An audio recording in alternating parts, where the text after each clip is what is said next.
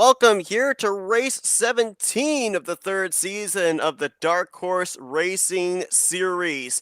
We are here at the Texas Motor Speedway, a mainstay on the schedule. It's the third straight year that we've come to this D-shaped mile-and-a-half speedway, and maybe no more so has it had a prevalent spot on the schedule. It's our penultimate race on the season. They say everything's bigger in Texas, no more so than the big picture that Texas is going to give us after tonight of what type of a championship battle we're going to have heading into the season finale at the Indianapolis Motor Speedway. I'm Seth Cole, being joined by Scott Rankin, and Scott, 120 laps in store for these guys here tonight. Obviously, last week, Detroit Belle Isle playing a big part into what the championship battle looks like. A couple of drivers going to be using Texas to maybe play catch-up to actually make this a championship fight next week.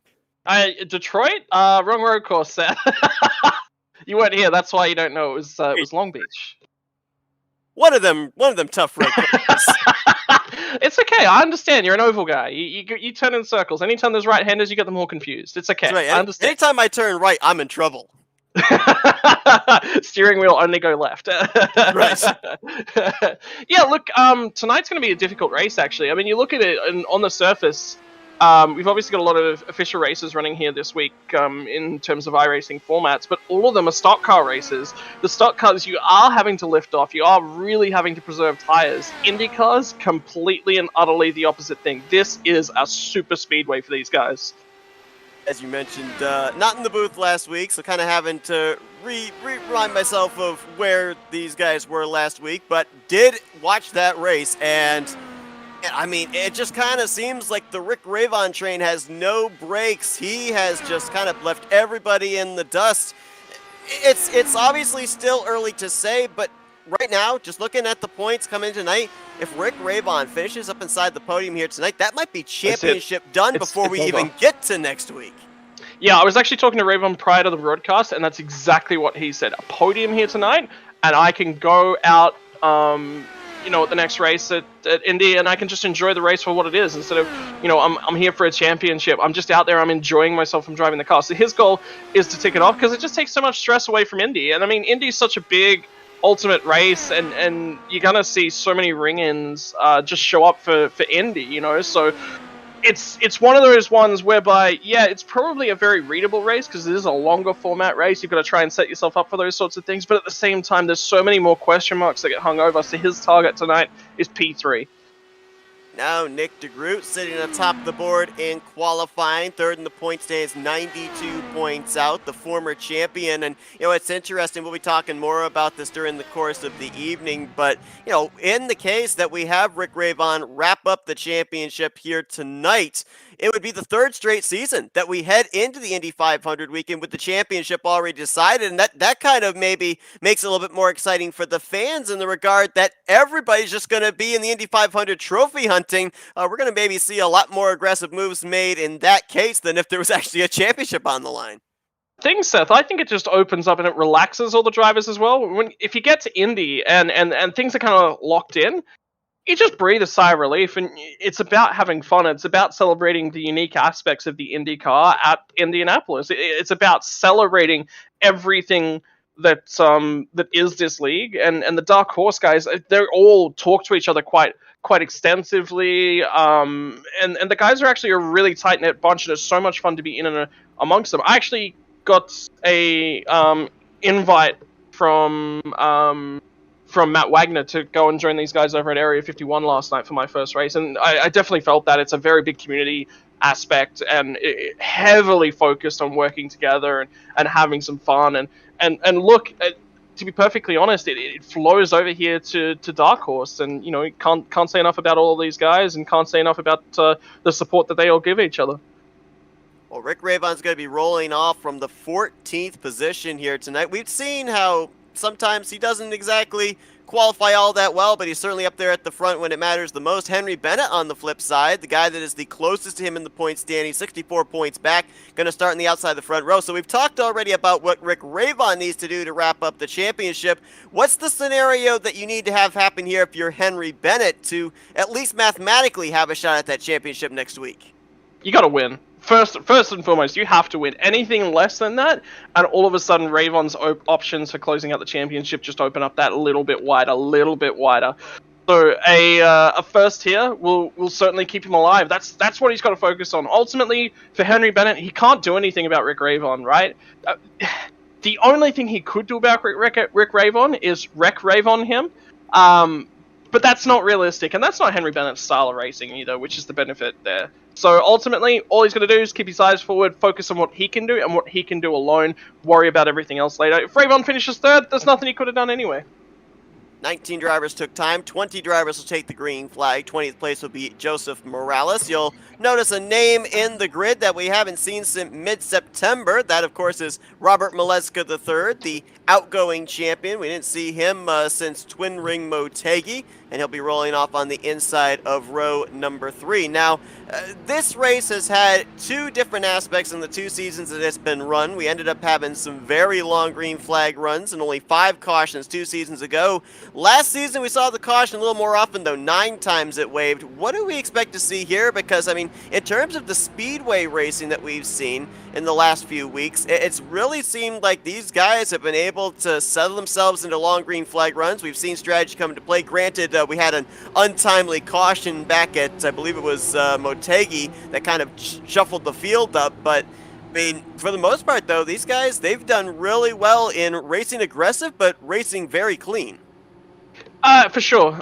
They did do a quick shootout of the entire field, trying to get together, generate some pack racing. It was problematic. The cars pretty much from the second, probably more so the third row on backwards, are pushing very, very much.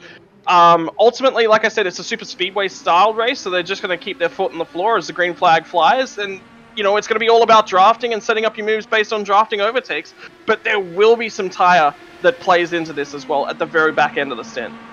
Nick DeGroot with a victory this season. That was at a 1.5-mile track, Kentucky Speedway, so looking for his second 1.5-mile victory. Mileska III started third. He's now to second, jumping up there the top side, trying to see if he can get to the right rear of Nick DeGroot for the race lead. And that's Eric Peterson now looking to the inside. 3-way fight for the top spot as DeGroot leads lap number 1. That's it. Just breathe on the throttle a little bit. A long race here tonight, 120 laps. Get yourself through those. This front pack, what they'll be focused on is setting themselves up for success at the tail end of things. Rick Ravon sends it 3 wide in the back. And it's like a second group back there. You've got about 7-8 cars up in the lead pack, and then the rest of the field back in Group 2. Eric Schaus currently leading that pack, and Rick Ravon going to jump to the outside of him. Jim Herrick back in this group. Craig Forsyth in the 27. Jimmy Drine in the 99. Some fast cars back here. We'll have to see if they're going to be able to get the second pack up here with that first pack, make it a big group once again. Outside line did not work there for Mileska, though. He ended up dropping way to the back tail end of this lead group. Same for Eric Peterson. So it looks like, at least for the moment, the longer way around the racetrack is not the way to go. No, and that's what the drivers were saying too in the pre-race section, Seth.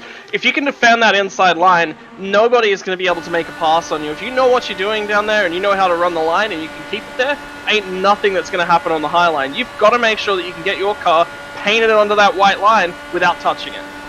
It's really interesting too, because I was kind of looking through the stats of the past 2 races and looking at maybe a driver that's been consistent with the numbers here at this 1.5-mile to keep an eye on.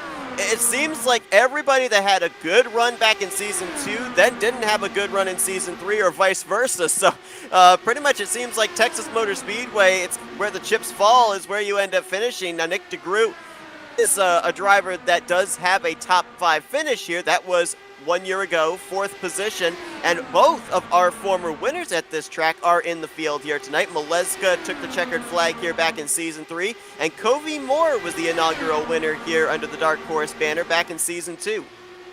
Yeah, and keep your eyes back here, Seth. Remember what I said about giving up that bottom line? If you give that up, you're just going to rail backwards. Keep your eyes on Eric Schaus. Schaus gave up the bottom line. He was leading this second group. All of a sudden, he's just going to slowly get shuffled further and further and further back because no one's going to let him back down there. This is what you have to prevent.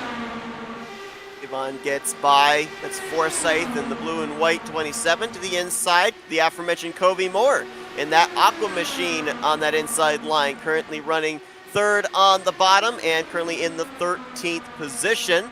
As up at the front, David Cook has now slotted into 2nd place. And last week was big, not only for Rick Ravon, David Cook, another 1-2 finish for those guys. Ravon his 5th victory on the season, but it was big as well for the team overall because after last week, the 1-2 finish, Patriot Speed, that two-car team, was able to jump to 4th in the team standings, bypassing Dark Horse Racing, dropping them down to 5th. And what a great effort from the drivers of the Gould Charger and the Norton Spirit as well. It was phenomenal. I've been talking to them quite a bunch throughout the week. They said, there was no team orders there. They weren't harassing things. Other drivers think different. Oh, car on the fence. Herrick, and I believe that's Kobe Moore. It is. And that's a broken right rear tire. Broken right rear suspension. He's got a wheel off the ground from Kobe Moore. Oh, and then we got another car that just wrecked there too. Todd Schneider. 86 just went around. I don't know what happened to him. It looked like he was going to get through unscathed. I think might have gotten a little help from behind from Joseph Morales, perhaps, as them were trying to slow come into the vicinity. And there you see what you're talking about there. Kobe Moore trying to get that thing back to pit road and looping it around down the apron with that suspended left front. Yeah, so it was a left front. So Schneider's on the gas, trying to pull it up, locks all 4 tires up. I think he gets out of that one. Look what happened down the back straightaway. He just fires, he gets the car down into first gear and tries to pick up the accelerator, does so too aggressively and fires it into the outside fence. So it's a secondary spin, not a result of the first one. That's kind of why I wonder if he got help from behind. Just the fact that when I first saw him, he looked like that car was in good shape. Next thing we see him posting down to the inside wall and with the whole front wing missing. So we saw what happened to him, and it kind of just looked like of Jim Herrick a little too wide there off of turn number 2, bounces off the wall, collects up Kobe Moore. That's obviously going to be something these drivers will have to worry about during the course of this race, that right front tire heating up and that tight sensation off the course, especially if you're back in traffic. Yeah, so a couple things to really think about and use your head on a little bit here, Seth. Talking to a lot of the drivers, a whole bunch of them, I heard the shortest number I heard in terms of pit stop length or green flag run is 31. Other than that, the drivers seem to be saying 33 is the length, maybe 34 if you spend the entire time running in the draft, lower RPMs running around in 6th gear, but you're going to be hanging off the tail end of the pack to be able to make that happen.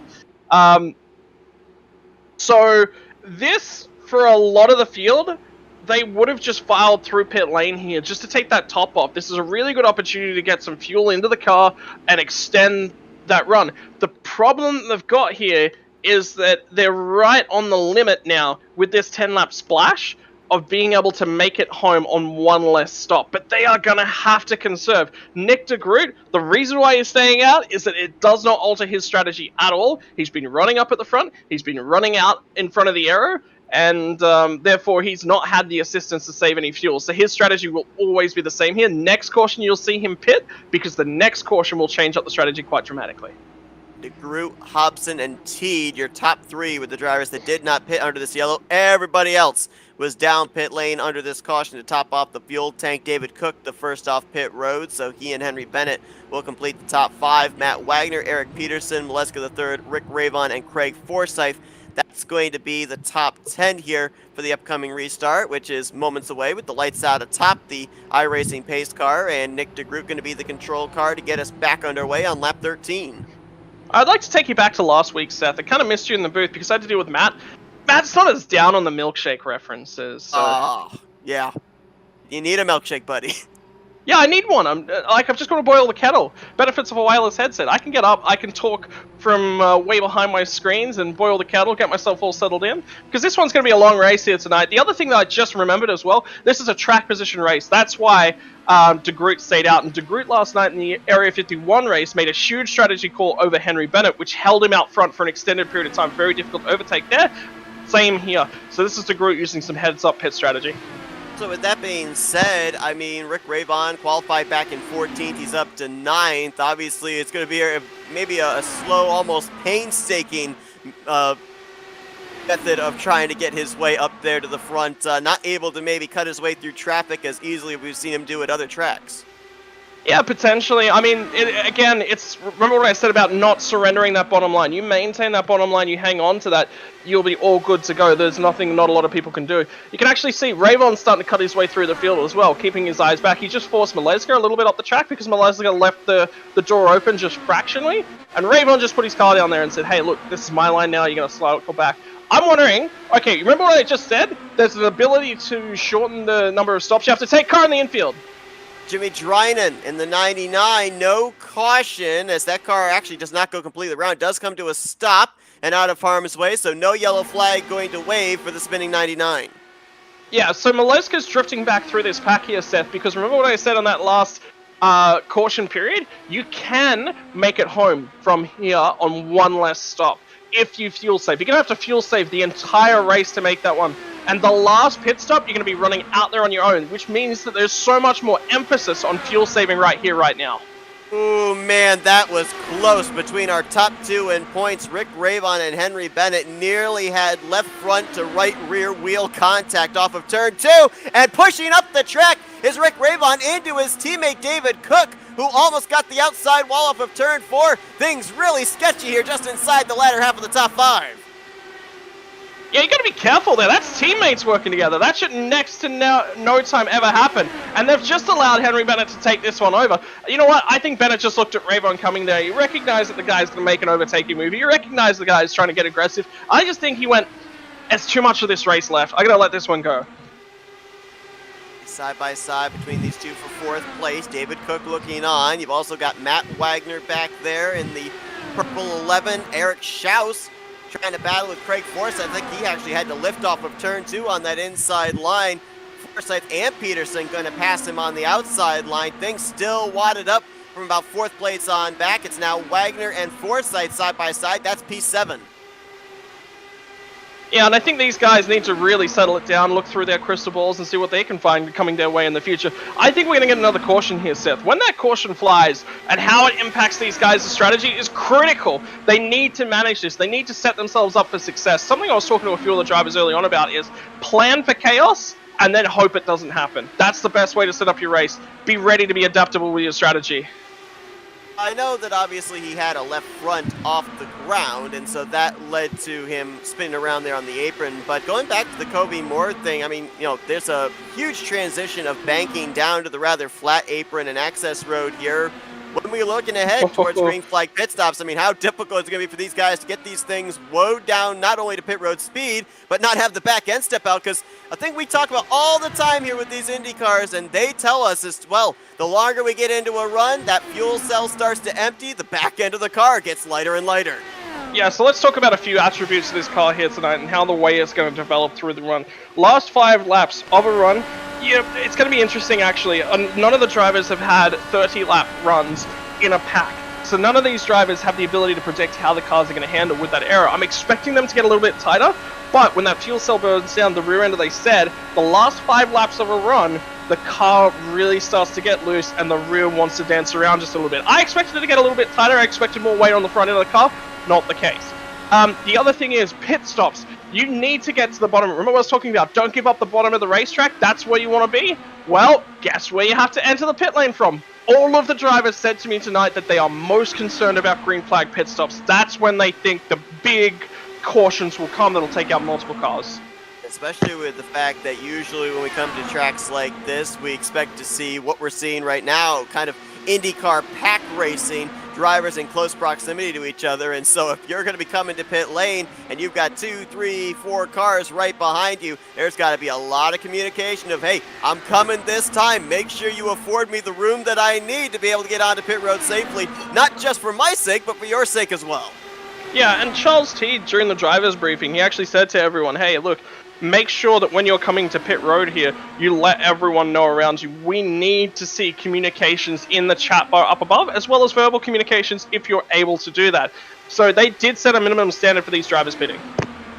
Charles Teed, the third driver that did not come to pit road, now under fire from drivers who did to top off the fuel tank. Rick Rayvon, David Cook, Craig Forsyth right there. This battle going on about a little more than a second behind race leader Nick DeGroot, and Rick Ravon, he has been able to actually make the top side work. It's been a combination of using the side draft. He's also had his teammate David Cook jump up there to offer him some drafting help. So I guess if you've got some friends and you got a fast enough race car, that second lane is viable, but you need both of those things to work together. Yeah, you got to have the whole pack sort of working together here. And again, T just says, hey guys, I'm just going to hang down here on the bottom. Come get me. Now, additionally, I was having a look at AJ Hobson. This is a phenomenal run here for AJ Hobson. I mean, look at the guy. He has been having, I wouldn't say a season to forget, but I would definitely say not an overall strong season. But of the last 5 rounds, he's been up in the top 5 and running really high up for an extended period of time. He's in the breakaway right now with Nick DeGroot. And you know what? DeGroot's burning more fuel than him. I can tell you one position that Hobson does not want to finish in here tonight. That's 19th, because in the last 2 seasons, he has finished 19th here at the Texas Motor Speedway. Right now, Ravon! Oh, big hit! Caution is out. That was teammates. David Cole, we got another car still wrecking on the extrator. I think that's Ravon even It's still. Ravon. Oh, man, both of the teammates. It wasn't. That's not what triggered it. Ravon made initial contact with the rear end of Teed. I think Teed pushes up off the bottom fractionally, and Ravon's expecting him to hold it down there. He's just, it's so late, so small an amount of time to actually react to that one. It's difficult, and when you're doing the speeds that these guys are, you know, above 200 mile an hour for most of the track here, it's difficult. But if Ravon goes a lap down here, that will be night over, and you know what? That opens up opportunity for guess who? Henry Bennett, who's sitting there in 4th. Yeah, I'm not certain Ravon will go a lap down as he's trying to limp that thing back to pit road. David Cook, on the other hand, that could be an entirely different matter because his car got wedged, I believe, into the inside safer barrier just off of turn number 2, and he had to actually tow his car to pit lane. Here's a look at it again, and oh man, that's some hard legs. Teed and Cook going airborne. Oh, and another car getting a piece of it there. I think it was Bennett, actually. One of Dale Brooks, I think? I thought it was Bennett. No, but Bennett's at the front end of that pack, so it's not Bennett. Yeah, it's one of the Brookses. One of the Brooks, yeah. Might have been Jim. I just saw what caused that. It's Teed caught the apron on the entry to 1. It certainly looked like the 50 just snapped around. So yeah, that one is all caused by the fact that that Charles Teed just fractionally, and I'm talking, he literally touched it with the smallest edge of his front left tire. He just about missed it, and that just pushes him up the track. Nothing the pack can do. And to be perfectly honest with you, Seth, that is the amount of room for error that you've got in this race here tonight. And it was indeed the 51 of Jim Brooks who made the secondary contact there with Rick Ravon. Take a look at where the 24 of David Cook ends up after this wild ride. Oh, actually, it's hard to tell there. It moves so fast, but he might have actually had some contact, might have actually hit. I think that was the 4 of Dylan Moskowitz that he might have bounced off of. Double check back here and see if indeed that was the case, because I think he bounced off the top of another car. Potentially. It might have been Eric Peterson. Let's actually look from the onboard on the 36 and see if indeed there was contact made. Well, nope, I guess not. Contact with the banking just up above him. I did hear somebody say that they thought they saw a car flipping under caution. And it is. There was a car flipping. It was Rick Ravon. Rick Ravon tried to maintain that car on the track, tried to keep the car going so that he didn't go a lap down when he came down to finally get his fast repair, and he flips off the barrier because the car is crabbing so heavily that he can't keep the car running in a straight line. Wow. It's a risky call by Ravon. It is a very, very risky call, but when he's in the situation that he's in, he needs as much time as possible so he can cut back through the pack. That's what he's trying to keep himself on the lead lap. Instead, he sent himself 3 or 4 laps down. There it is, as you described. Looked like the left tires caught the infield grass. That, in turn, got him loose and up and into the wall. And we know with these open-wheel machines that those exposed tires, they get up into the wall, and sometimes they will actually grab the wall, and that will send the car up into the air. And that's a wild ride there for Rick Ravon. He was the only driver that actually wasn't flipping or barrel rolling out of the three that wrecked over there in turn one. Didn't escape a barrel roll, though, apparently, with that wild ride into turn one under pacing. Wow, that is massive. All of a sudden, remember what I was talking about, Henry Bennett, earlier on in the night. What he needs to do is he just needs to run his best race and do all he can do. He can't worry about anyone whatsoever. One of the big focuses of Rick Ravon over the last few weeks, and indeed one of his real strengths as a driver and strengths has been his race pace. The problem is he's putting so much focus in on the race pace, he's neglecting qualifying a little bit. I know his strategy tonight was he didn't do any laps on the qualifying setup whatsoever, except with about 5 minutes to go in practice. It's the first time he went out in the qualifying setup. That means his race pace, his race structure, everything is focused towards doing well in the race. I think tonight, he needed to put a little bit more emphasis on qualifying because the emphasis on track position was major. He got himself buried in that pack. Somebody makes a mistake, and that's him out.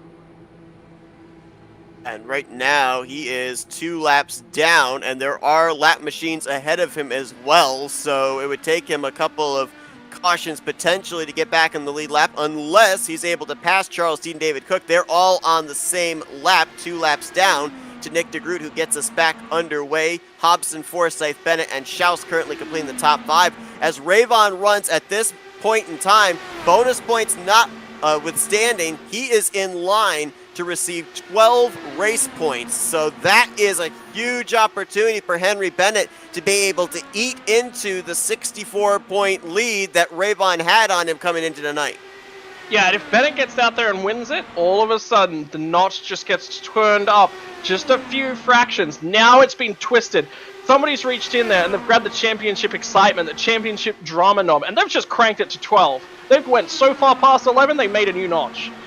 Definitely did, as the battle's going to be 3-way for the 4th position.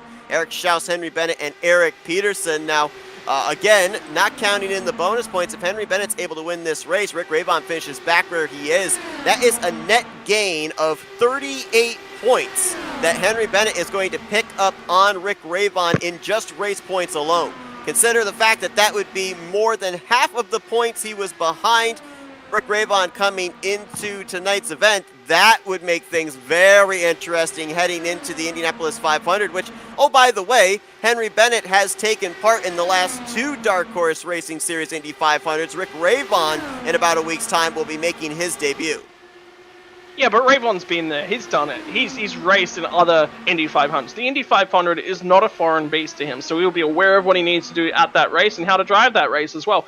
It'll come down to the setup quirks and how that runs. Right now, Rick Ravon's running 6 seconds off the front of the lead pack, so he is at risk of going another lap down. The worst part for Ravon here is that he's got no other options. He's just got to run this race now as hard and as fast as he possibly can, put as much time over the leaders as he possibly can. His other alternative is that he tries to fuel save, but he's got no one to save fuel off, Seth.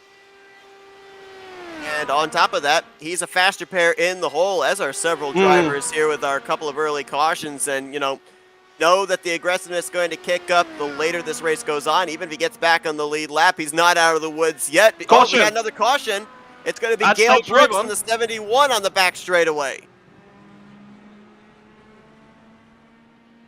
Saves Ravon, gets him up there with the lead group, but there were 2 cars ahead of him that were also multiple laps down. David Cook would be the recipient of the free pass under this yellow. I think Gale you might Brooks be right still on Gale having Brooks. trouble. Yeah. Good call on Gale Brooks. Go back and take a look at what happened to him. This was again off of turn 2. And looks like that car just maybe got loose. Let's see if he gets some help. Oh, it's Jeff Heisong behind him. Yep, definite help. He just wasn't.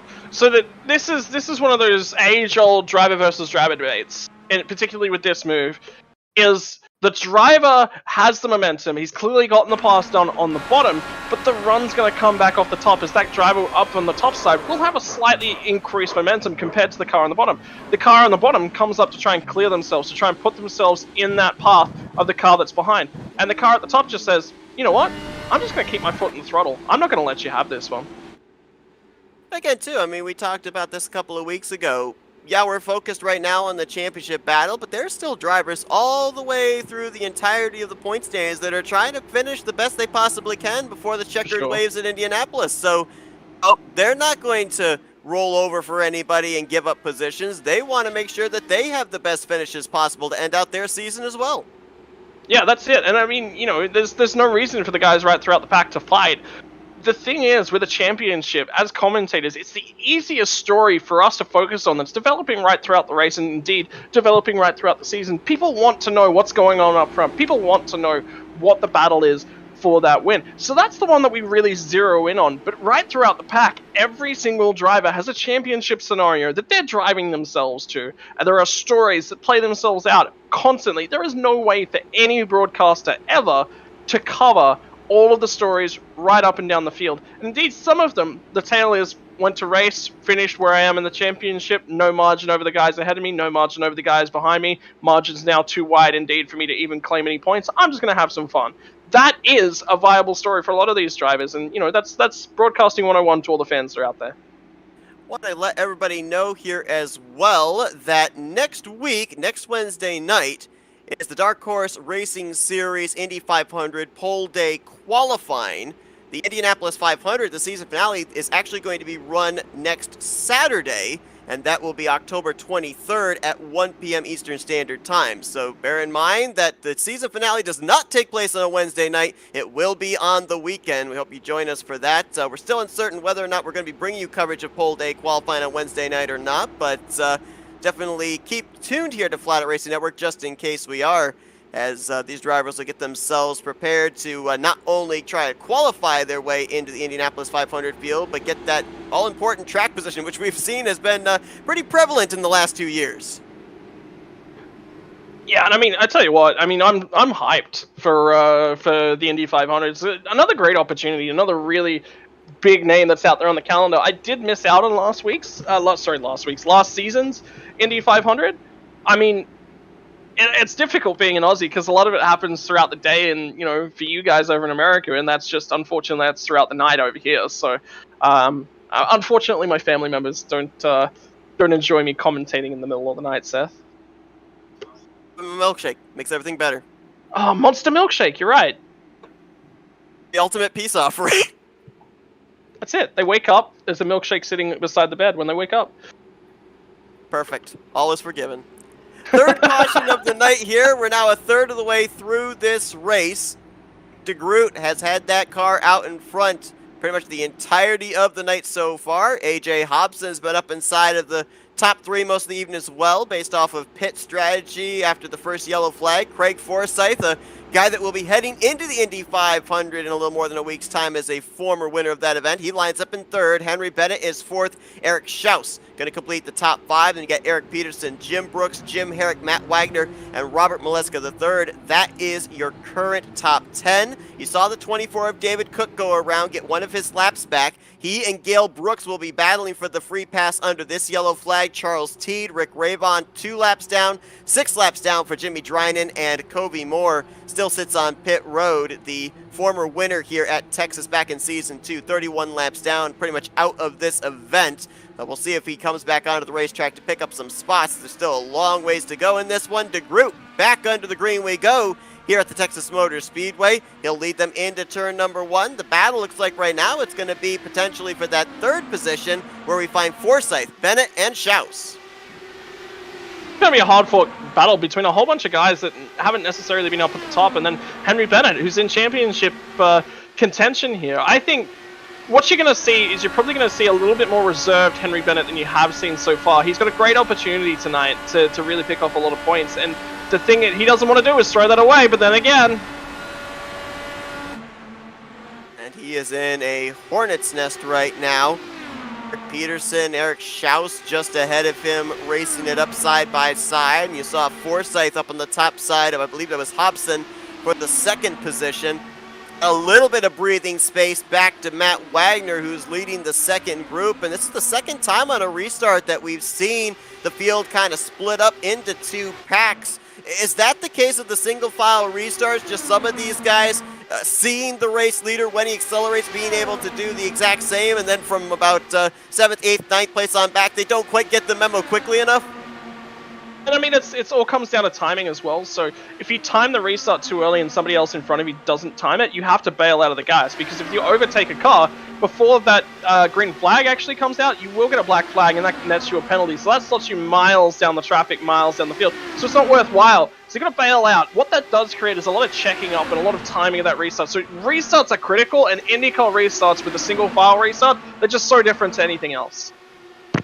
Forsyth on that top side, and he's got no help up there. We've seen how the outside line can work, but you have to have someone up there to be able to create forward momentum in the draft. Now Eric Schaus, after completing the pass, is going to jump up there to the outside line with Craig Forsyth. And now Forsyth says, thank you very much. You leave me the inside line. I'll take it going into turn 3.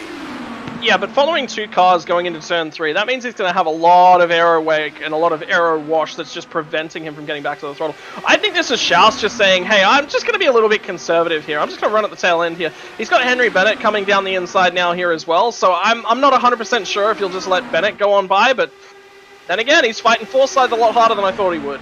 You saw Forsyth kind of push up there going into turn 1. I mean, is that something that might possibly allow the second lane to become more and more prevalent as the race goes on? The fact that as the tire heat starts to kick up, especially in that right front, it's going to be a lot more difficult to keep the car pinned down to the inside line. Yeah, look, I mean, it is potentially, but the thing I'm more concerned about is the high line is the risky line. If you're down there on the bottom and your car starts to push, you've got to bail out. A lot of the times you can't bail out early enough. By the time you react, it's actually already too late. You're going to drift up. So it takes a lot of awareness to run that high line and run it successfully. Speaking of high lines and running it successfully, have a look at Hobson getting all over Nick de Groot here. This is huge. This is, what was I saying before? The guy's just been overperforming the last couple of weeks. He is really coming of age, if you will, within this series. Last week, a good run. He moved up from 18th to 15th in the overall standings, up 3 positions after last week's road course race, and he's trying to see if he can find victory lane. Hobson was a former winner back in season 2. It's been a long time since he's been to victory lane. He's trying to see if he can best one of the former champions in Nick de Groot to do so, but now Eric Schaus, big run on the inside line. He's going to go to the second spot. He'll take that momentum and try and jump up to the top side. And going back to your point there about the riskiness of that outside line as well, we're seeing drivers push up on that inside line. If you're the car to the outside of that car that pushes up, guess what? You're the buffer between them and the outside wall, and you're the one that's probably going to go up into that safer barrier. Yeah, and there's a couple things about where the cars are positioned as well. Whilst ever that car is inside of you and slightly ahead of you, here comes Schaus. He's going to have a shot. Have help, though, is the question. Now, if he had Hobson behind him, maybe could have kept the forward momentum going. Probably would have had that invisible bubble push. Nobody seems to want to go to the top side there with that 72. That's fair enough. The other side of the coin here is Schaus maybe just protecting his tires a little bit by running up there as well. So whilst he's competing for the lead, ultimately he's running out there in clear air. There's a lot less wake, a lot less pressure on that right front to try and get the car to turn in. So, yeah, so what were we just about to talk about, Seth? There was something that you said, and it was a very cool point you had coming. Being the car on the top side, the top side between the inside line car and the wall. Yes, okay, so there's a couple different ways that you have to manage that. Now, a lot of this comes down to blind spot. We all know, driving our cars out on the road, there are a couple spots right around the car where you've got an A-pillar where you just kind of can't see anything through those zones. So you have to really move your head around. iRacing, unless you're in VR, you actually cannot do that. Even the guys that are on triple monitors aren't really going to be able to see everything. There will be blind spots, and even in VR, you have to crank your head so far to the left, so far to the right to see those cars. If the car is fractionally ahead of you on the bottom line, you can see when they get tight, you can see when they start to drift up, you can manage that. It's when they're sitting in the blind spot, you can't see them, you are trusting and hoping that they know exactly what they're doing and how they're managing it. Okay, explain this to me as we're on board with Henry Bennett. Notice the number in the center of his wheel up at the top with the flashing lights. That's the gear that he's in. He is actually fluctuating between 5th and 6th gear. 6th gear, kind of a high draft gear. And he keeps kind of jumping between those two different gears. I mean, what is the purpose of this? Yeah, so fifth gear is going to give you a little bit more, I believe they call it torque. It basically helps you to accelerate. The reason why we use, multiple different gears, so you can see he just shifted down to fifth because he got underneath there of AJ Hobson, and that meant that he wanted the run that fifth gear was going to give him to complete that pass as early as possible so he can stick with the guys ahead. Sixth gear, additionally, when you're running higher in the rev range, sixth gear burns less fuel than fifth gear does. So ultimately, sixth gear is fractionally slower. It won't quite bring you up to speed. But once you're up to speed and you've got the draft, for example, helping you to maintain that higher speed, sixth gear is so much better at staying up there and conserving fuel whilst you do it. Whereas fifth gear is just going to give you that little bit extra horsepower. So cool to kind of watch that, kind of like a chess match of what move do I make in the situation I'm in, because, to the normal spectator, they may be of the assumption, well, these guys are just mashing down the throttle in the highest gear possible and turning left. No, they are working every single lap, as you saw right there with the onboard on the 007. And look, you can see what Schaus is doing here is he's trying to get the run. He gets enough of a run that on the entry to 1 and 2, he's at the outside. In fact, he's about 3/4 of the way through getting the pass done on the entry to 1 and 2 on Nick de Groot. But the problem is, the shortest way around the racetrack, it's all the way down at the bottom. These cars have so much downforce, they can just pin the cars down there without losing any speed. So ultimately, he sets up the run to Zarek Schaus, but then to get the run done and get the overtake made, he's got to go the long way around, and you just can't do that. Four-way battle for the top position halfway through tonight's race here at the Texas Motor Speedway. So let's take the opportunity to give a shout out to our starting grid and finishing results sponsor, LMCgear.com, your one-stop shop for all your motorcycle camping and backpacking needs. Specializing in camp gear that is ultra lightweight and compact, making it perfect for carrying on your motorcycle or in a backpack. And they also carry all the motorcycle accessories you need to get your gear safely down the road. Check them out at lightweightmotorcyclecampinggear.com today.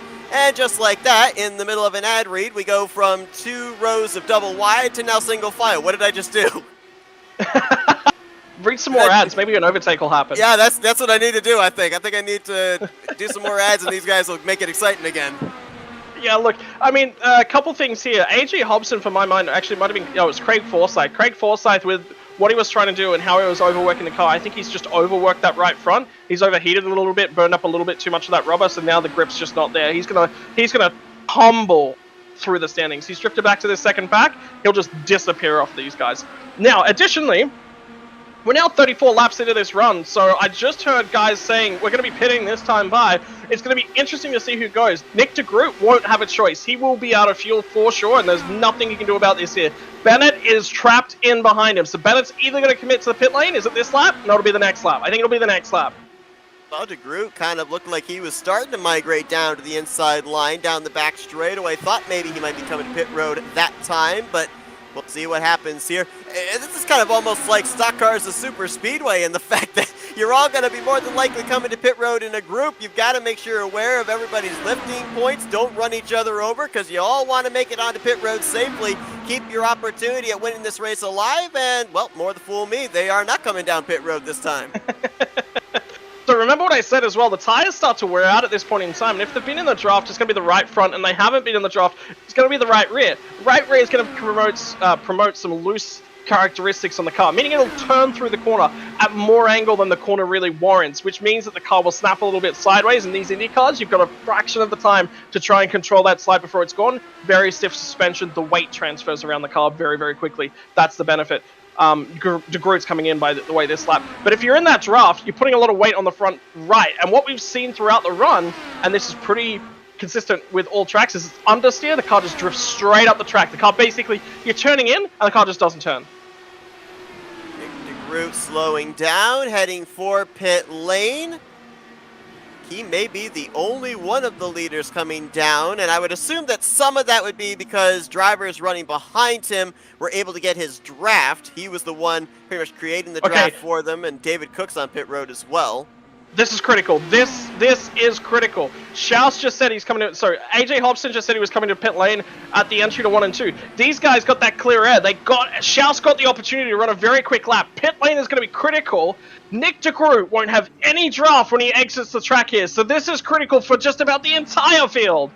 And you got about 6 drivers on pit road this time. Schaus, Hobson, Craig Forsyth, Jim Brooks, Eric Peterson, all ducking onto pit lane. And you saw there the communication as Hobson took the right lane, Schaus took the left lane, making sure they didn't run each other over. Everybody from that group got on safely. Here comes Henry Bennett from the race lead, smoking those tires, trying to get it woed down at the commitment line.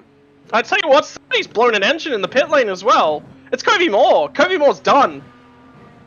Been sitting there for the last 59 or so laps. I'm not exactly certain what happened to him. He took the faster pair on after he was involved in the first caution. I don't know if he was involved in something afterwards or not. So obviously tough break there for him. Jimmy Drynan also made an unscheduled stop about 6 laps ago, and he's still multiple laps down, getting repairs done on pit lane. And how about this? Matt Wagner, Robert Maleska III, Jeff Highsong, they're all staying out. The reason is these guys came to pit road under the last yellow. They can still go maybe another 5-6 laps before they duck onto pit lane. Everyone came down pit road under the last yellow, Seth, so you're out of that. That's not 100% right. And remember what I said as well at the start of the piece. Remember back to our first race of the season, Michigan, is when Maleska ran in a fuel conservation mode nearly the entire race and just basically blipped everyone because he had to do one less stop and ran the entire last stint out in his own and won the race by a near country mile. I think he's doing the exact same strategy here. Now, these guys don't have the option to turn down the engine wicker, so what they're going to do is they're going to run these cars A, in 6th gear a lot of the time, and B, they'll be bailing out of the throttle. A lot of the guys around the track will be looking to make moves with using their right foot, staying in, trying to shuffle around throughout the packs that they're in. Instead, he's running off the tail end of the pack. Anytime he gets a little bit of a run, he'll bail out of the throttle. That saves some fuel. 1 lap, yeah, that's not going to save a lot of fuel. Do it for 30 laps, yeah, you start to get 2 or 3 extra laps worth of fuel. And we've got even more trouble for the points leader coming into this race. Rick Ravon ducked onto pit lane about 2 laps ago, and he is getting more repairs done on that machine. He is 10 laps down to the race leader right now. That's critical for Rick Ravon.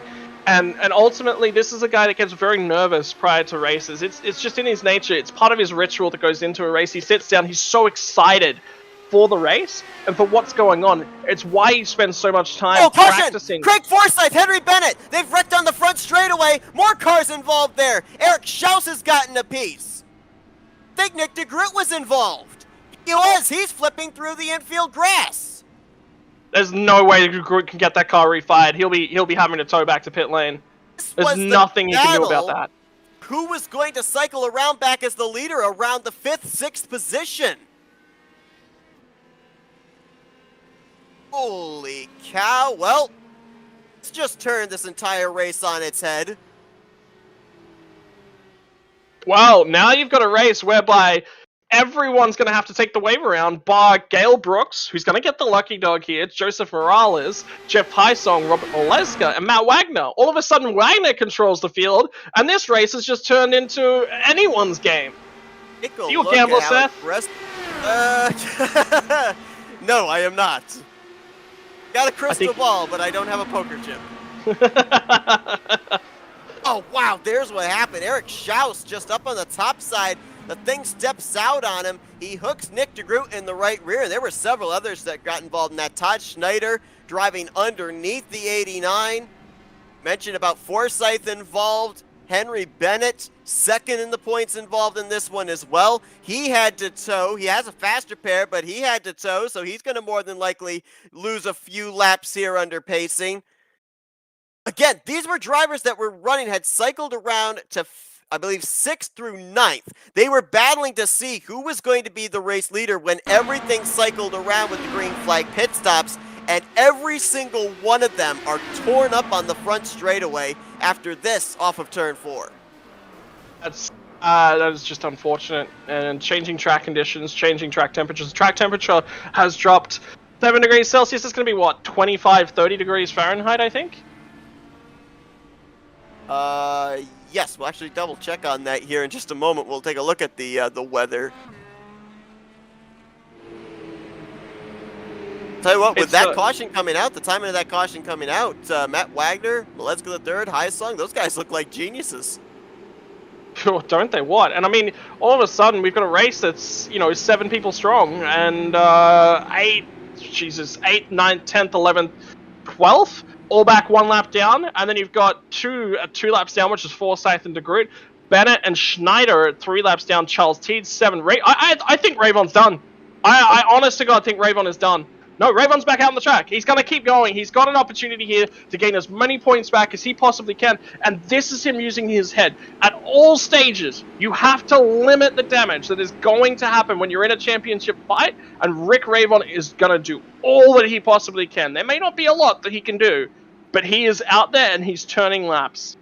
There's about 40 some odd laps that are going to be left when we go back green. Rayvon 11 laps down can turn 7 segments, and he will jump from where he currently is, 18th, up to 15th, because Craig Forsyth, Todd Schneider, and Charles Teed, all ahead of him in the running order, are back in the garage area. And when you think about it, 18th place pays out 12 points, 15th place pays out 15 points. So that's 3 valuable points for him to kind of maintain that buffer between himself and Henry Bennett heading into the season finale.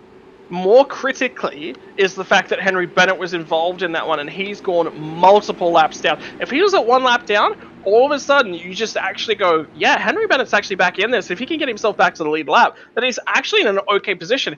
He's not. Henry Bennett is multiple laps down here, right? So he can't pick up enough of a points gap back, in my mind, to get himself back into this one. So we'll have to see. I think if it finishes as it is, if it finishes with Henry Bennett 2 laps down, but the lead car 2 laps down, I think it's still over. Even in the case of Henry Bennett 3 laps down, there are 2 drivers ahead of him that are off the lead lap. Eric Schaus and David Cook, 1 lap down apiece. So it would take at least 3 cautions for Henry Bennett to start getting laps back as the free pass machine.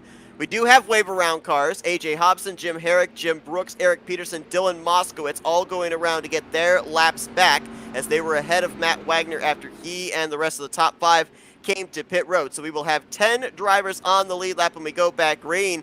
And the drivers that stayed out that are going to be up in the top 5 as a result now: Wagner, your new race leader, Maleska the 3rd and 2nd, Jeff Highsong up in 3rd, Joseph Morales making only his 2nd start on the season. He's going to be up in the 4th position, and Hobson looks like he's going to cycle around to 5th.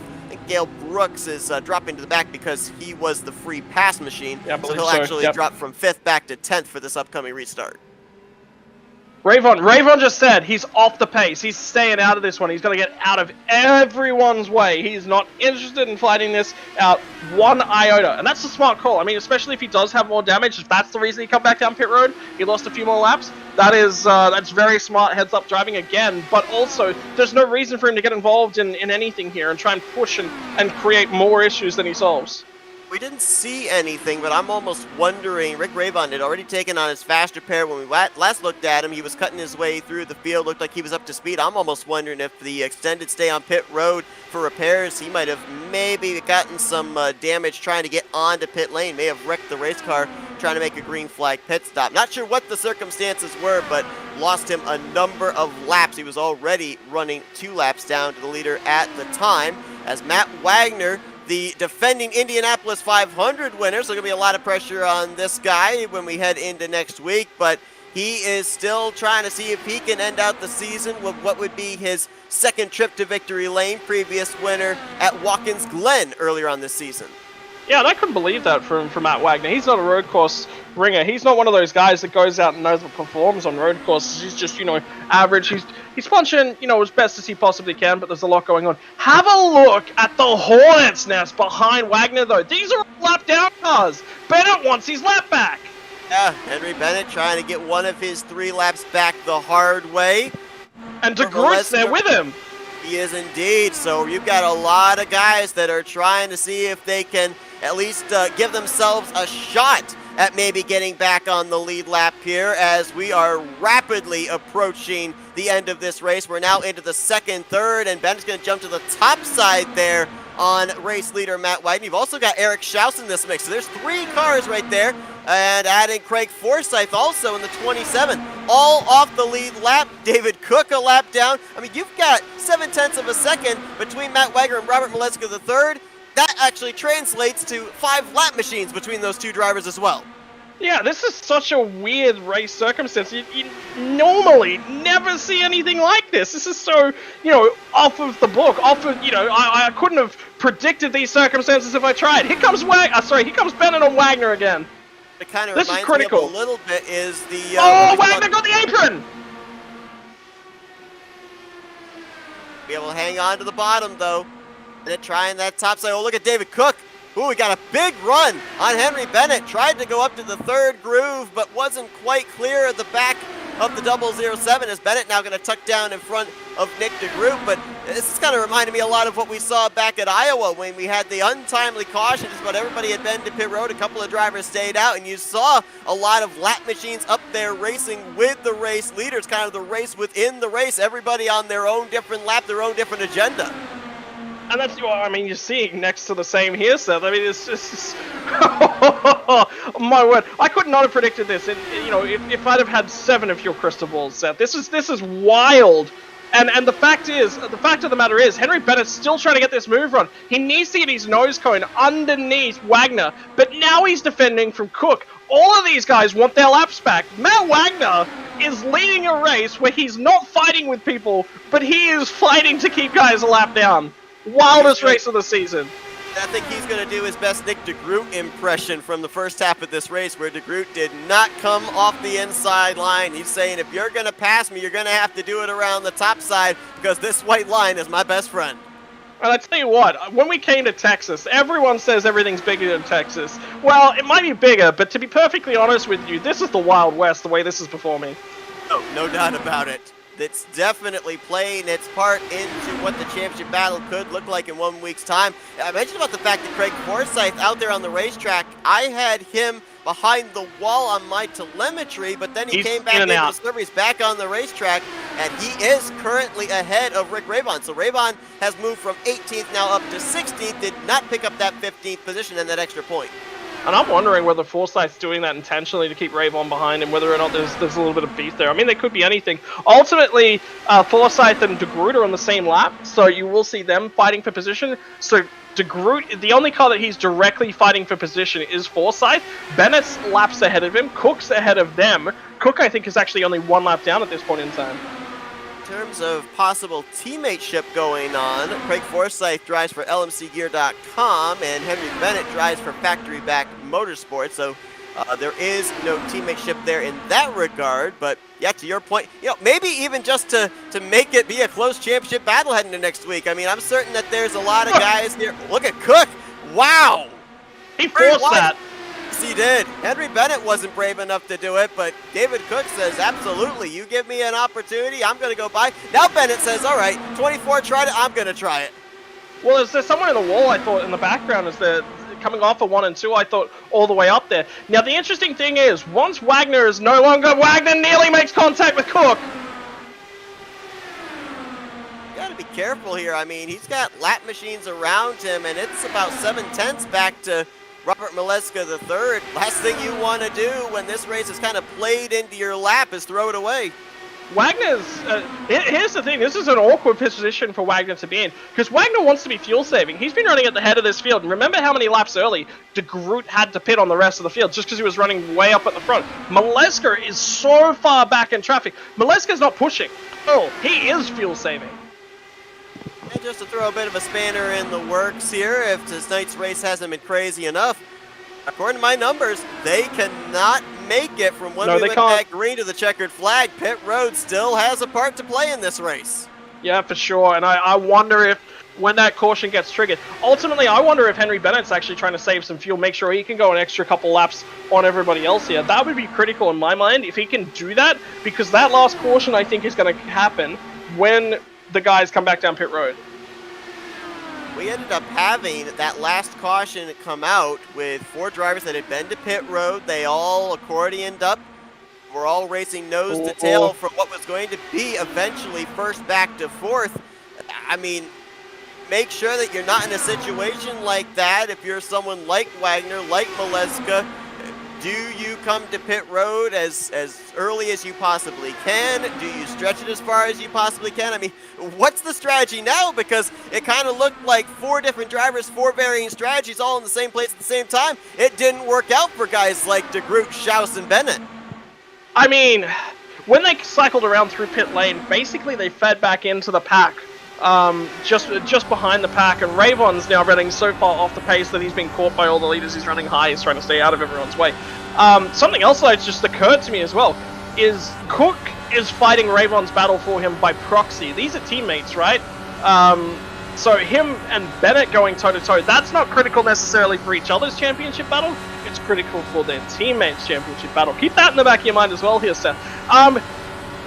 If I can find a window whereby I can bring the car out of pit lane and I can run it on that white line the whole time, flat stick, I think I'm going to undercut. And any time that I can get to pit road, I can come down and I can run my own laps without having to deal with the aero effects without the draft. I think that's the best time to pit.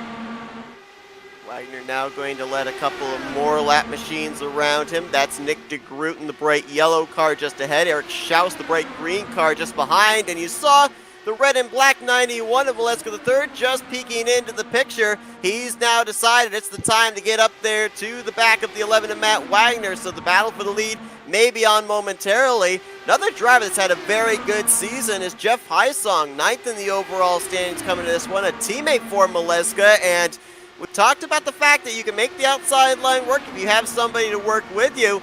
Maleska, perfect situation right now with the 18 in tow. Yeah, let's see if those two can work together. And what this says to me for Robert Maleska is he's hit a critical number and a critical lap whereby he can no longer save another lap's worth of fuel.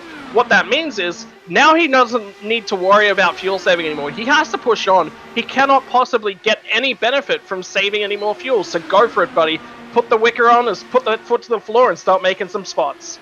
With those passes that were made, David Cook right now is running on the tail end of the lead lap. Henry Bennett is 2 laps down. Nick DeGroot is 3 laps down. Henry Bennett is second in line for the lucky dog should a caution come out. Eric Schaus, Cook's coming in. The only car 1 lap down.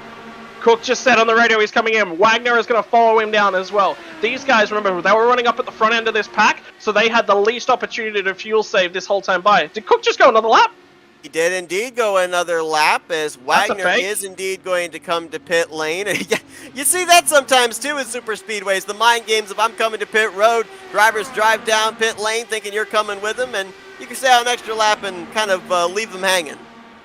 Here's the thing, and here's my view on it, is that anytime you're making a call like that over the radio, that's actually intended as a safety call to let people know that you're not going to rear end them and those sorts of things. I don't think it's a strategy sort of thing. I don't think that people should be using that to create an advantage and throw the fake out. I really don't like any time that that's used in that manner.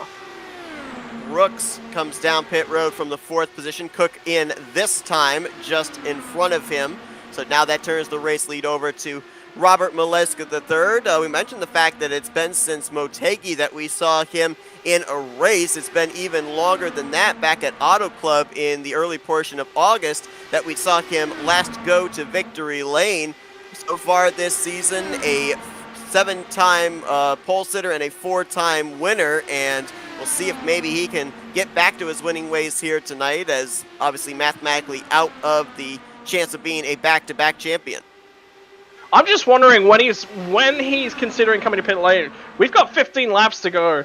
Drivers are now hitting their maximum fuel limits. Hey, he just said he's coming. He's coming. It's this lap. This is critical. Jay Hobson, Eric Peterson just pitted the last lap. You saw Hobson leaving pit road, and no, okay, never mind. Stay out an extra lap there. Mate Hysong going to stay out as well. We got some others coming. Jim Herrick, Dylan Moskowitz from unofficially 4th and 5th position coming down this time. See how all of this, there's so much to unravel here yet, Seth. Just because of that wreck and who it took, which drivers it took out, who got involved in that one. That was critical. That was absolutely critical to everyone's races. Let's going to stay out another lap. So right now we've got 5 drivers that have not pitted. Well, actually, technically 4 drivers on the lead lap that have yet to pit. Maleska, Hysong, Gail Brooks, and Joseph Morales. Eric Schaus right now running in the 5th position. First car 1 lap down, running right there actually in the tire tracks of Robert Maleska III, and he is still yet to come to pit lane as well as Moskowitz.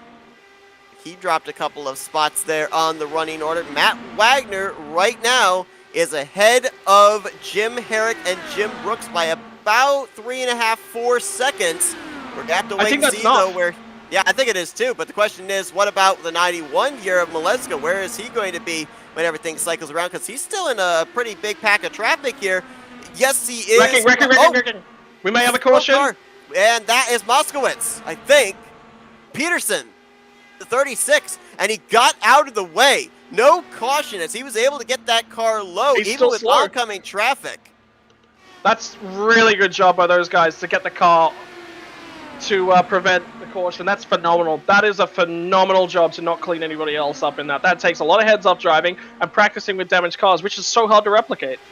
I'm shocked that didn't bring out a yellow flag. Yeah, me too. That car was almost practically stopped up there near the start-finish line, the front straightaway, up against the wall. It's really interesting. I think iRacing instituted some changes just recently to their caution system as well. I've seen cautions triggering from a car just being sideways. Not the cars are saving it by and large. Maleska's in. Maleska's in. Bennett's in. Here comes High Song, and there's the wounded 36 of Eric Peterson, who's just now made it around to pit lane entry as well.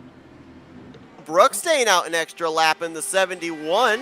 Talk about another driver that's kind of come into his zone from last season to this season. 6th in the overall standings, and trying to see if he can maybe pick up his first victory on pit strategy. He was running about 3 seconds behind Robert Maleska III when Maleska dove onto pit lane.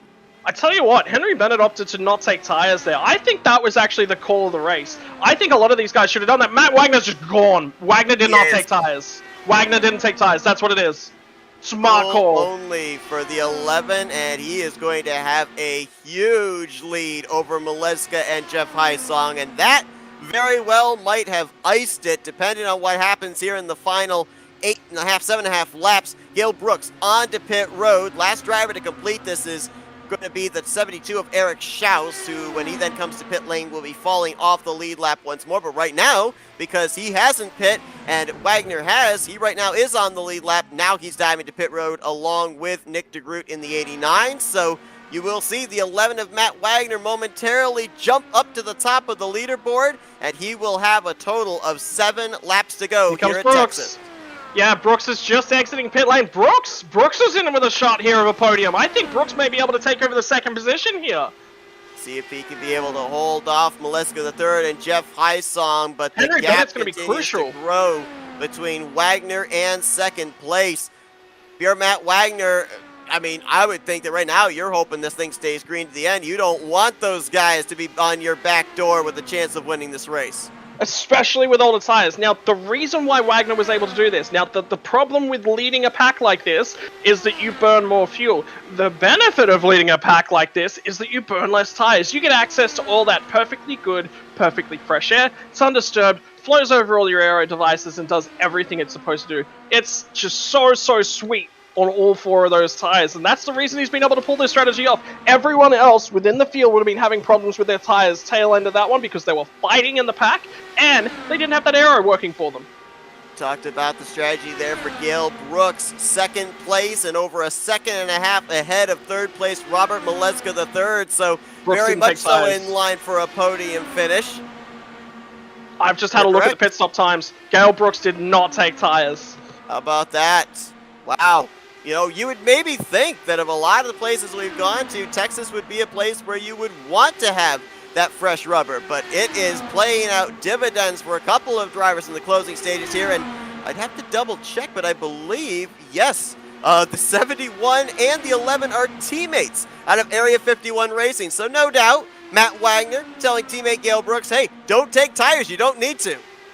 Yeah, that's, again, Gale Brooks, if you have a look and you have a remember, cast your mind back, to a couple laps before those pit stops, Brooks was not actually attached to that lead pack. He wasn't pushing his tires all that hard. He was just sitting there, just playing himself in, biding his time. I also think that the reason he's so close to Matt Wagner is because he's fuel saved mega, which meant that his last stop was a lot shorter as well. So that's just a big call. The reason not to take tires here, normally any time that's a little bit earlier in the race and you're not limited and you're not restricted by the number of tires you take, you would just take them. Why would you do that? Well, the reason to do that is because you want grip, because you're going to be running a long race here. These guys came to pit road. There's under 10 laps left in the race.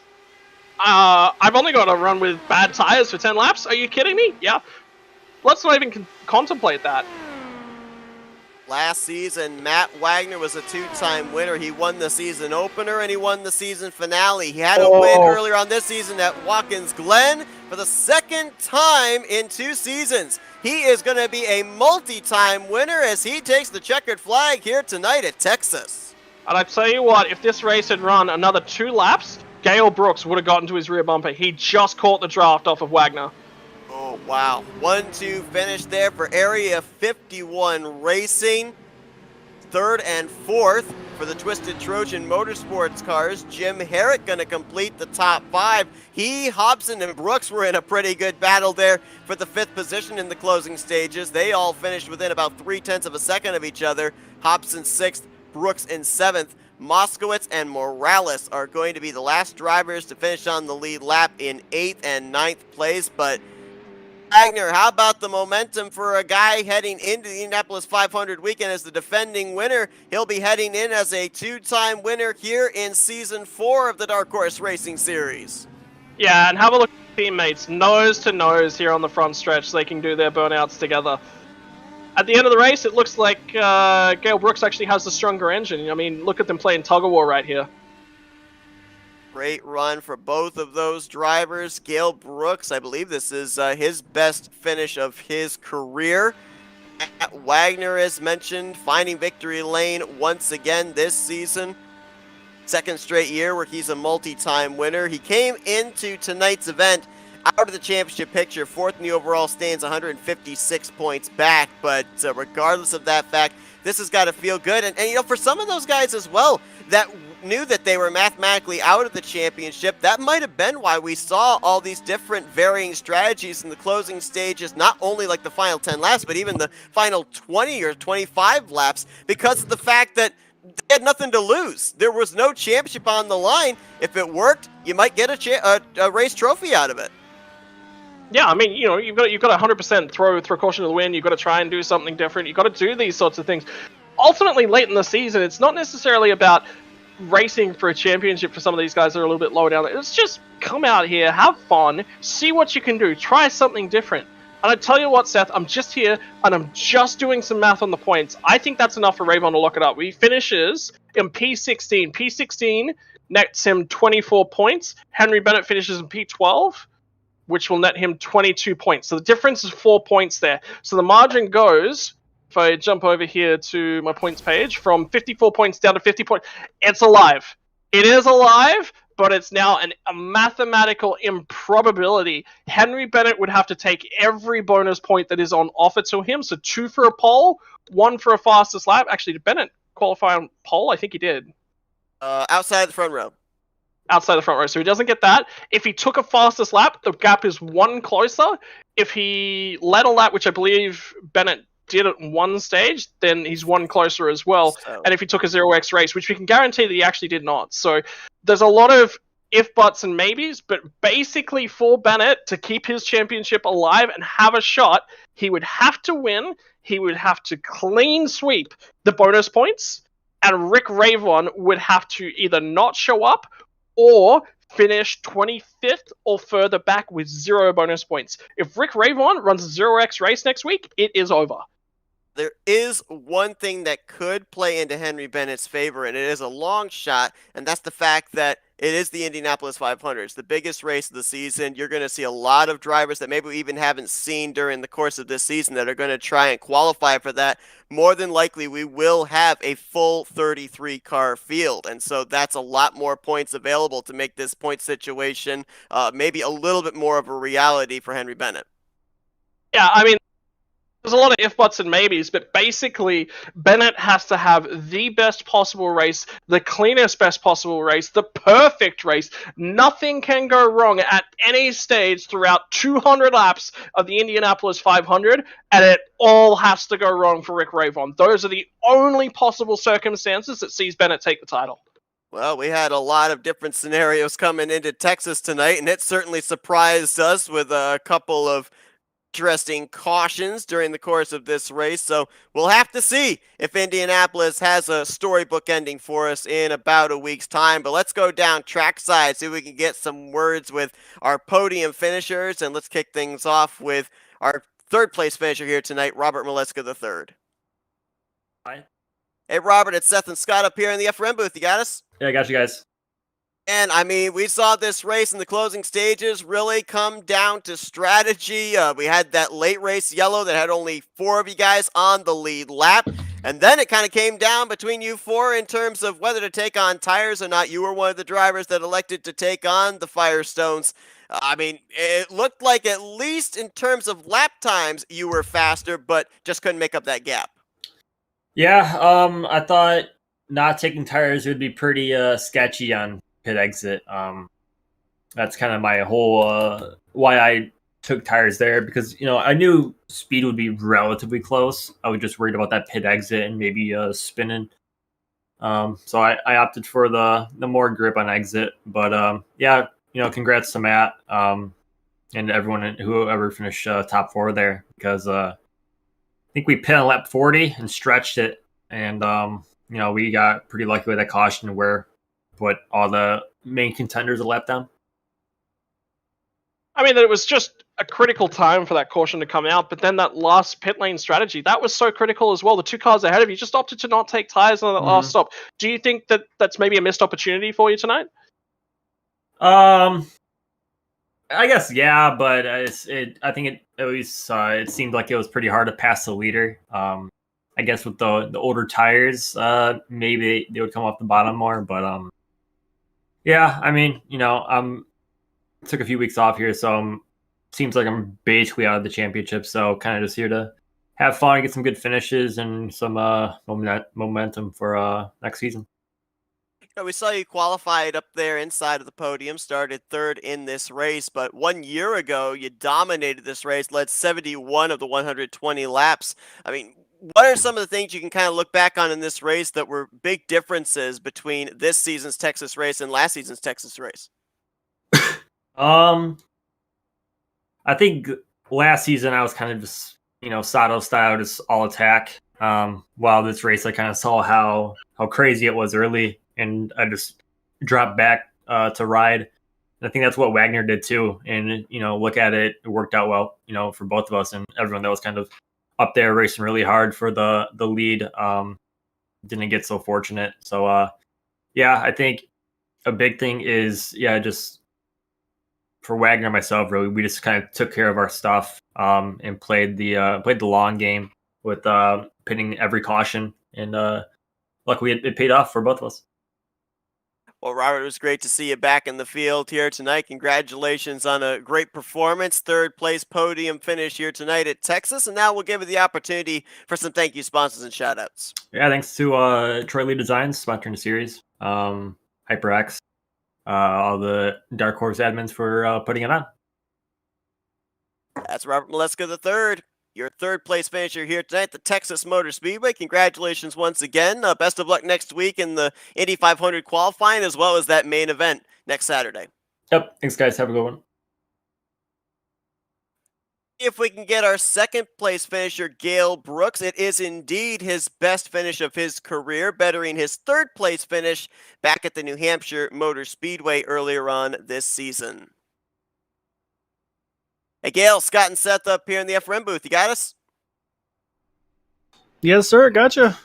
Man, I mean, Scott pointed this out when the checkered flag waved. If you had a couple more laps, you might have had a shot at your teammate to pick up this victory, just catching on to the slipstream on that final lap. I mean, and do you kind of wish that this race had been maybe 122, 123 laps instead of the 120? Yes and no. I feel like I kind of stole one there, even with the second. Honestly, I was talking with Henry coming to the last couple laps. It's like I was like, should we like if I leapfrog with you, will that help us maybe catch Matt? Because I was trying to because I'm more of a stock car oval guy, so I'm used to kind of just trying to almost push the car in front of them. But I know it's like don't push these cars; it's going to end poorly. So yeah, I was talking to Henry. I was like, well, what's the best approach? But we were both. I think all three of us actually we did splash of fuel on that last stop and. I say those cars definitely weren't very happy driving after that one, but yeah, it would have been nice to try to get just into that draft range. But like I said, I kind of feel like I came out of that one stealing a handful of spots that I probably didn't deserve. And I definitely had to before I get too far along. I really want to apologize, Jeff Hysong. I'm glad he recovered to finish fourth. But I felt terrible. I just straight washed up into him out of two. He had nothing he could do to avoid that one. So to recover from that and even be in contention at the end was really lucky, I feel like, on my part. I mean, talk to us about tire strategies, about everything, because I think Wagner really looked after those tires quite well over the course of tonight, and opting to not take tires in that last stop. That's a very risky strategy. You said you're a stock car guy. In a stock car scenario, the pit stops are a lot longer. That difference of a splash versus tires is somewhere in the realm of 10 seconds. But over the course of 10 laps, you'd make that up. IndyCars, it's very different. It's that mixed world where you're just trying to read and learn strategy the whole time, isn't it? It really is, and that was kind of when I looked. When we got onto that final green flag run, I was looking at the fuel the entire time, kind of adjusting basically as the race progressed. I was literally just fuel save that entire time, trying to stay in the draft and just save every drop I could. I think I had it down to like 3 gallons basically, and I knew that was going to be a lot quicker than taking tires. So I figured it's like, well, the risk I think will pay off because it's so hard to pass these guys. They're all so good at what they do. And so Matt and I were talking about it too. What surprised me though is Matt actually short pitting and doing the splash of fuel. I was really nervous for him on that part of it because let's say Matt and I working on the same team, so we were in the communication a lot there. I was really nervous because I mean you go lap down once that happens, and then you hope for no yellows, and these things get really loose at the very end of the fuel runs when they get light. So I was a little nervous for him. And then when everybody else started pitting in, I was like, man, a caution now would be really good. But yeah, basically once the car got back up to speed, it felt pretty comfortable. I felt okay. It was just that pit exit. That was where you're really on pins and needles. I really wanted to get more aggressive on it, but I knew if I did, it was gonna be race over. So I knew I had pushed my luck already going into this one.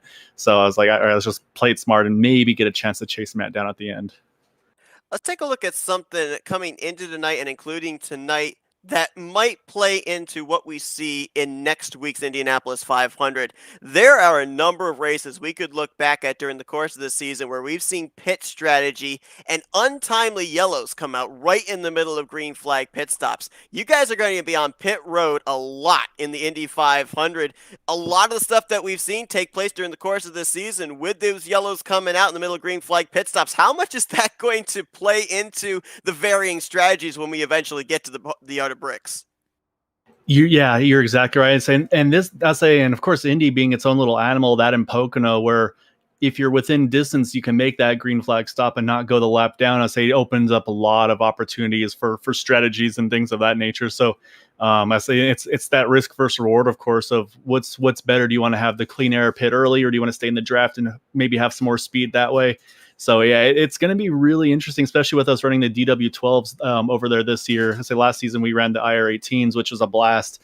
So I say it's going to be a little bit of a new animal there. So yeah, I think like I said, there's going to be a lot of pit stops at Indy, and the strategies are going to be, I'm sure, just all over the place because I mean, like I said, these guys. I mean, I look at the names from these guys, and I look at some of the other leagues that they race in, and it's just like I said, to be in the top three against like Roberts and Matt's, and of course I say unfortunately they didn't have good nights, but Henry and Rick and company, I mean those guys are monsters just everywhere with these IR18 cars, DW12 cars. So yeah, it's going to be definitely an uphill challenge to try to chase them down. Well, Gail, best finish of your Dark Horse Racing Series career, second place here tonight. Congratulations. Great momentum for you heading into that Indianapolis 500 weekend. And now we're going to give you the opportunity to thank some sponsors and do some shout outs. Yeah, I mean, I'll say first off, obviously gotta thank the teammates with the Area 51 racing team. Obviously, Matt Wagner, hell of a job for him getting the win tonight. Say my dad, say Jim Brooks, a great recovery. It's a little bit of a bummer. Say didn't quite pan out as well as he would have hoped to, but still getting into seventh was a good run for him as well. And then definitely missing Gary Corley. So he got some computer issues, so definitely miss Gary. Hopefully see him back on track soon. But then I mean, I just honestly I got to thank you guys. Let's say obviously Scott, we got to talk a little bit on last night, of course, and then here and there as well. So I'm gonna call you my good luck charm going forward here. Say once I got kind of hooked up with you, it seems like we've both had good results on both of our ends. So I say maybe we can keep that moving forward. But yeah, just I really want to thank the Dark Horse guys for putting all this on. I say obviously a lot of great sponsors. I'll say I'm not gonna be able to pick them all up, unfortunately, but I know like.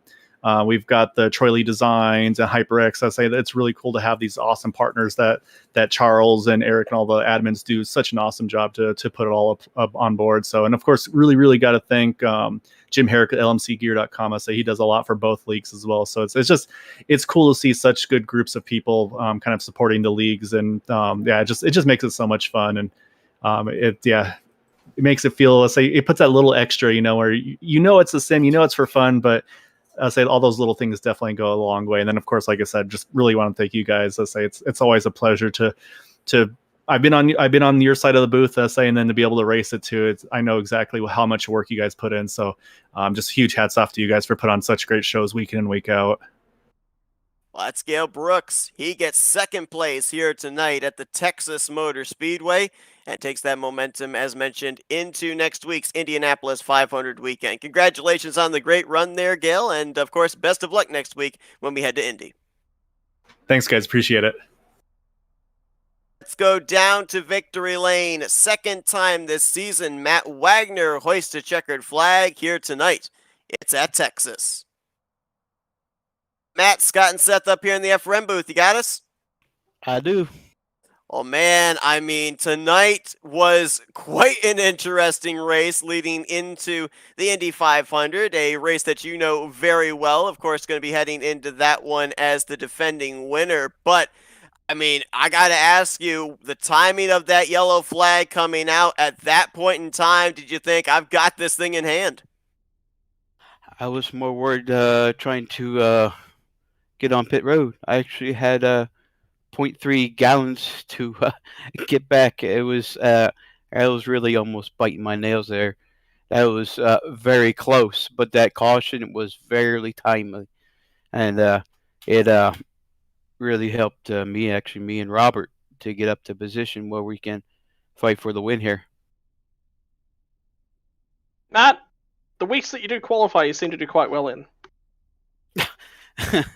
I really thought that was a great lap. I really did. I know you've been hustling me about my qualifying efforts, but I really thought that was a great lap. And I say I nailed it. And I'm looking at the board. I'm like, oh man, I suck again. But all in all, it was a top 5 starting spot. And you are correct. If I do qualify well, I do something in the race, and it turned out very good.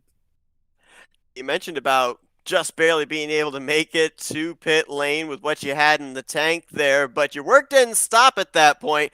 We ended up seeing you in a hornet's nest surrounded by a bunch of lap machines. Schaus, Cook, Bennett, DeGroot, all trying to get their laps back. I mean, how difficult is it when you've got guys that are trying to get around, get their laps back, all the while making sure you don't make contact with them, and at the same time trying to maintain the gap between you and Maleska, who is the next car behind you? It's really nervous. Hopefully, I don't get crashed. I was a time where I was really scared of Cook, who went to the inside, but I'm not sure if he passed in the grass or not, or if I left space there. So that was really tooth and nail there. Ooh, that was one of my scary moments during the race. One final question for you, too. It's kind of twofold, including Texas tonight and Indianapolis next week. Unfortunately, came in tonight mathematically not eligible to be in the championship picture. But does that kind of take the pressure off of you to not only approach here tonight at Texas, but also next week at Indy to try and be a back-to-back winner there? In terms of your strategy, I mean, we saw you stay out extra along with a couple of other drivers when most of the leaders came to pit road. Does it give you a little bit more flexibility to be a little bit more unorthodox with your strategy, be a little bit more aggressive? Well, it certainly does, but it still ain't gonna change my strategy.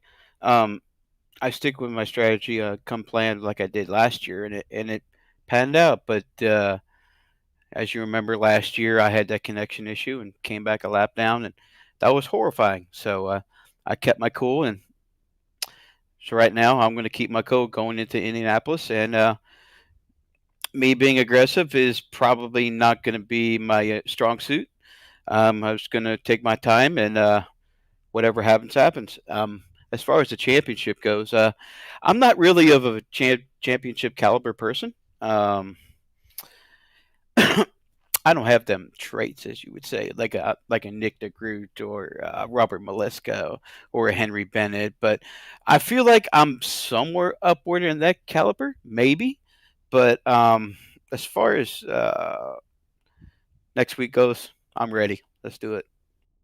Can I give you some tips, Wagner? Yeah, I mean, you're just too slow, mate. You got to work on those driving abilities. I mean, student becomes the master over here, right? So you just got to follow me around the track. I'll give you some tips. It's okay. I love you, buddy. I love you too. But didn't I pass you yesterday? Oh, all right. Okay. Shots fired. But just to bring something up here, this is a little bit of redemption of 2 seasons ago. I got crashed going for the lead about 2-3 laps ago here at Texas, and this place owes me one. I remember it well. I think it was me and Dylan and Kobe fighting for the win, and Dylan got sideways and he got into me and ended my race, and that was really big disappointment because I was coming through the field like it was no other. So redemption has been earned here, and it feels pretty good to win one here at Texas. Well, one thing that we can definitely call you going into next week, Matt, is a back-to-back multi-time winner in the past 2 seasons, as a 2-time winner here in season 4, carrying that momentum into Indianapolis, and we look forward to seeing if you can maybe be a back-to-back Indy 500 champion as well. Congratulations on the victory here tonight. We're now turning the mic over to you for some victory lane. Thank you, sponsors, and shout-outs. All right, I'd like to thank HyperX, LMC Gear, of course, Troy Lee Designs, and the admin team for putting this stuff together, Henry Bennett with the setups, and Team Area 51, me, Gael, and Jim as a unit. That last strategy call was wonderful. I made the call of pitting early. It panned out, and he did the same thing. He came in with fuel only. I'm happy for both of us. What a great day for us. 1-2 finish. Well, he said Texas owed him one. Texas has paid its debt. Matt Wagner is your victor here tonight at the Texas Motor Speedway. Congratulations once again, Matt, and best of luck next week when we get to the Indianapolis Motor Speedway. Looking forward to it, guys. We'll see you then. That's going to finish things up here tonight at Texas. We knew that Texas was going to play its part into the championship battle. Little did we know what it had in store for us. Still a shot, still a very slim shot for Henry Bennett to get the championship from Rick Ravon. But don't let that discourage anybody from tuning in to the Indy 500, because last season, Matt Wagner, yes, he won that race, but it was 18 one-thousandths of a second over Henry Bennett. So Indianapolis Motor Speedway, even though the championship the last 2 seasons hasn't necessarily been on the line between one and more drivers, it has definitely brought about an exciting finish to cap off the year. Here's the thing. Indy 500's exciting because it's the Indy 500. I don't care if this is a part of a championship. I want to see guys show up, and I just want to see them run the Indy 500 and have a bunch of fun. And hell, man, I'd love to be out there winning an Indy 500, even if I'm not a part of the championship, even if I'm not a part of Dark Horse. You name it. This is so much fun, and the benefit is we go into Indy 500, clean slate, we get to have some fun. Let's do it. Absolutely. So again, Wednesday night next week, we may be bringing you coverage of the Indy 500 pole day qualifying. That is still up in the air, so be sure to just tune in case we end up bringing you coverage of pole day qualifying. And we will be bringing you the Indianapolis 500 on Saturday next week. That is going to, once again, be a week from this coming Saturday. Green flag scheduled to fly at 1 p.m. Eastern Standard Time in the afternoon. Can Matt Wagner be a back-to-back Indy 500 champion? Craig Forsyth will look to do the same as he won the Indy 500 back in Season 2. Or will we have a new driver hoist the Indy 500 trophy? The championship still on the line as well. Can Rick Ravon hold off the last-ditch effort of Henry Bennett to be able to capture the championship in his debut season? All these questions will be answered and more when the green flag eventually flies over the Yard of Bricks. Scott, can't wait for that one. Great race here tonight at Texas leading into that season finale. Appreciate you joining me in the booth. Oh man, I mean, appreciate me joining you in the booth. Man, I've said it week in, week out, Dark Horse provides fantastic racing. Dark Horse is where I want to be on my Thursday mornings.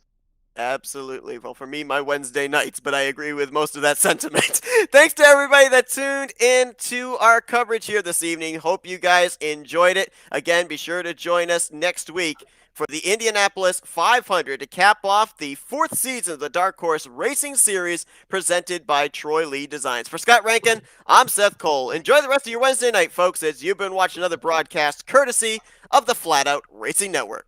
This broadcast is the copyrighted work of Flat Out Racing Network and may not be rebroadcast, retranslated, or used in any form without the express written consent of Flat Out Racing Network and iRacing.com Motorsports Simulations. Flat Out Racing Network would like to thank you for your support, and we hope you enjoyed tonight's broadcast.